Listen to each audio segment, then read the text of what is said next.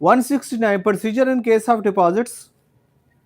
If the deposit purports to be made on account of any payment due to government, अगर government की मकासद है, government के खाते में जाना है, it may be credited accordingly, और उसी तरह गवर्नमेंट के खाते में क्रेडिट हो जाएगा। सर आप क्रेडिट और डेट को ज़्यादा जानते हैं, डेबिट बोलते हैं या डेट बोलते हैं? अगर मैं डेट बोल लूँ, डेबिट वो क्रेडिट और डेबिट हो रहा है, और जो डेट है वो तो कर्जा है ना। डेबिट नहीं होता, डेबिट भी होता है। डेबिट और चीज है, डेट और चीज है। डेट सर लोन, कर्जा। अच्छा ये कहता है जी अकॉर्डिंगली, उसी तरह ही होगा। It may be credited accordingly, यानी कि उस तरह ही जमा हो जाएगा। अच्छा, क्रेडिट का और भी मतलब होता है, बहुत कॉमन है, credit goes to you, this success, या ये जो, ठीक है। अब इसका मतलब है कि किसी को कोई कामयाबी या कोई सक्सेस या कोई ऐसी एट्रीब्यूट करना, मंसूब करना। A revenue officer receiving a deposit purporting to be made on other accounts shall be give notice of the receipt thereof to every person who he has reason to be believe claim। अब जो receiver है, receive कर रहा है, जिसके पास deposit हो रहा है, वो जो समझता है कि जो उसका क्लेमेंट है, उसको वो क्या करेगा, नोटिस देगा या बताएगा। Claim or is entitled to deposits and may pay the amounts thereof to any person appearing to him to be entitled to the same. Any person से मेरा जो भी उसका हकदार है, उसको वो पे कर देगा। और may if he thinks fit retain the deposits pending the decisions of the civil court as to the person so entitled। ये सिविल कोर्ट तब बात कर रहा है जब अगर कोई dispute regarding the amount civil court में पेंडिंग है। अभी नीचे सेक्शन में वही बात होगी। नो सूट्स और other proceeding shall be instituted against governments और बोर्ड ऑफ रेवेन्यू। यहाँ एग्जाम्पशन दे रहा है, वही मुस्तस्ना है जिसकी आजकल बात हो रही है, इस्तिस्ना। अच्छा जी, no suits or other proceeding shall be instituted against governments और board of revenue or against any servant of the state in respect of anything done in good faith by the revenue officer under this section. अगर good faith से की गई है, उसके बाद नीति नहीं है, तो कोई कार्रवाई नहीं होगी। लेकिन ऐसा भी हमने देखा है कि member board of revenue, even के चीफ सेटलमेंट कमिश्नर है, उसके खिलाफ प्रोसीडिंग हुई और बिहाइंड द बार चला गया।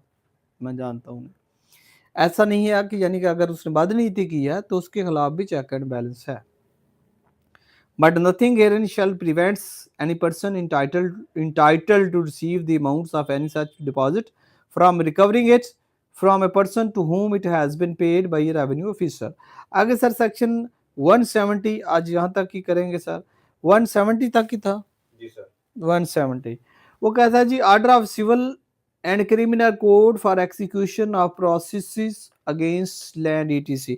हाँ, ये सर कॉमनली हमें इन चीज़ों से तलक पड़ता रहता है कि अगर कोई एक्सिक्यूशन का ऑर्डर जाता है, और ये गया भी हुआ है, एक शायद आप जा रहे हैं कमिश्नर के पास, डिप्टी कमिश्नर के पास हमारा केस पेंडिंग है, आज भी वो बंदा आया हुआ था, तो उसको क्या करना है, उसका तरीकाकार क्या है, वो रिटेन नहीं, रोक नहीं सकता। सिविल कोर्ट, सेशन कोर्ट जो भी ऑर्डर करती है, फौजदारी कोर्ट करती है, तो उसको रोकने का वो मजाज नहीं है, वो उसने एग्जीक्यूट करना है।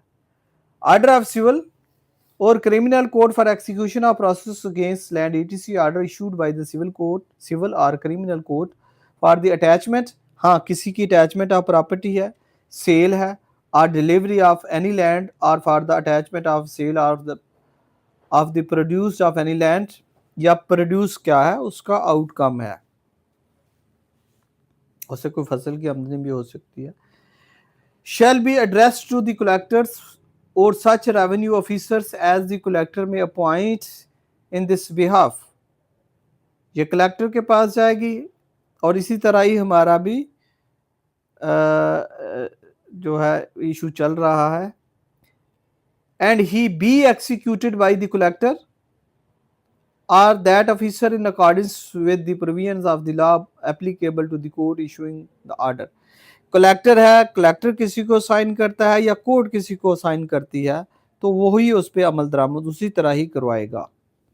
And with any rules not inconsistent therewith made by the board of revenue. हाँ, यहाँ ये जरूर है कि कोई ऐसा तरीकाकार या रूल जो वजह किए गए हैं बोर्ड ऑफ रेवेन्यू ने, या कोई नोटिफिकेशन भी हो सकता है, उसके मुतसादम ना हो, उसके मुताबिक ही वो उस पर अमल दरामद करवाएगा with the concurrence of the high court and the previous approval of the government.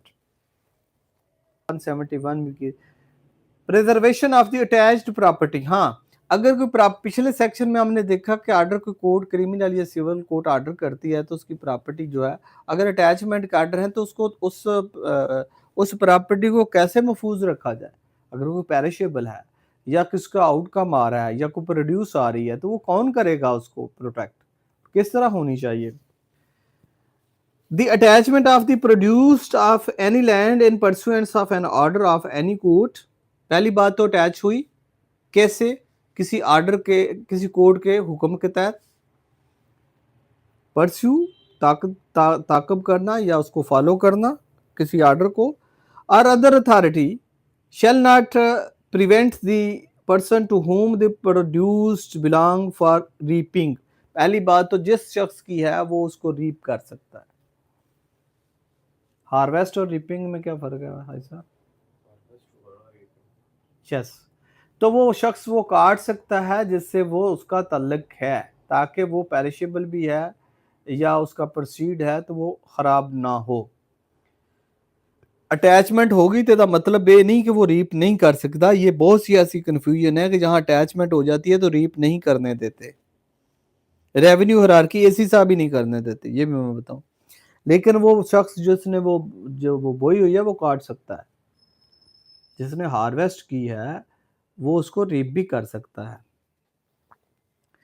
Gathering इकट्ठा कर सकता है, स्टोरिंग स्टोर कर सकता है, इट्स और doing any other act necessary for its preservation, और उसको महफूज बनाने के लिए, तहफ़्फ़ुज़ के लिए, या उसको महफूज जगह पे जहाँ भी है उसे गोदाम वगैरह में रखने के लिए वो कोई एक्ट कर सकता है। द अटैचिंग ऑफिसर, अब अगर वो नहीं करता तो इस सूरत में जो ऑफिसर अटैच कर रहा है उस प्रोसीड को या उस प्रॉपर्टी को, फिर उसकी ड्यूटी होगी। The attaching officer shall do or caused to be done all acts necessary for the preservation of the produced if the person to whom it belongs fail to do so। हाँ, जो actual मालिक है अगर वो उसको महफूज नहीं करता, उसको रीप नहीं करता, उसको काटता काश्त नहीं करता, तो फिर जो अटैचिंग ऑफिसर है उसकी ड्यूटी लग जाती है कि वो ख़राब ना हो और उसको महफूज बनाए। ये ड्यूटी सर बड़े अच्छे से निभाते हैं। अच्छा, कहीं देखा है सर? ये जो ऊपर है ना सेक्शन के, वो जिसने मतलब जो मालिक को रोक देते हैं। हाँ जी, मालिक को रोक देते हैं सर ऊपर सब सेक्शन में जो दी है ना कि वो कर सकता है मालिक जो है, और स्टोर भी कर सकता है उसको, तो सर 1 मिनट से पहले साइड में करते हैं कि तेरा कोई नहीं लेने देगा। हाँ, ये गलत करते हैं। ये बहुत, इसलिए मैंने कहा कि बहुत अहम है और आमतौर पर शायद इतना नहीं पता होता, तो उसे आसानी से कहते हैं तू हाथ नहीं लाना, नजदीक नहीं जाना। तो ये ऑफिसर बड़ी जल्दी आगे आ जाते हैं कि असली आगे ना असली आप ही कर लेंगे तेरा काम। तो वो उसमें उनका आउटकम का होता होगा ना, जो कम से कम 50% शेयर तो चला जाता होगा। आगे सर वो कहता है जी, when sale of produce follows on its attachment, the purchaser shall be entitled by himself or by any person appointed by him in this behalf to enter upon the place where the produce is। हाँ, अगर कोई खरीदार है तो वो उस जगह पे जा सकता है, उसे नहीं रोका जा सकता भाई तू क्यों खरीदी है।